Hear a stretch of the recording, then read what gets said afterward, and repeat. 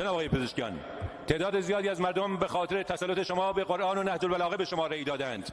پس رفیق بازی را کنار بگذارید و بدون سوگیری عملکرد وزیر جهاد کشاورزی را بنگرید. مردم دارن نابود میشوند. عمق فساد نهادهای دامی را ببینید که چگونه معیشت مردم را به گروگان گرفتند. به نظرم لازمه یه شعبه ویژه در دادگاه ها برای نهادهای دامی تشکیل بشه. آقای پزشکیان، همشهریان ما برای جابجا کردن 2 تا LCD، 2 تا کولر گازی یا 1 کارتون لوازم آرایشی بهداشتی جریمه میشن تا حدی که زندگیشون نابود بشه. به کولبران ما تیراندازی میشه، اما در نهادهای دامی قاچاق‌های سازمان یافته میلیاردها تومان پول جابجا میشه و ما برخوردی نمیبینیم که این موضوع باعث نارضایتی شدید مردم شده.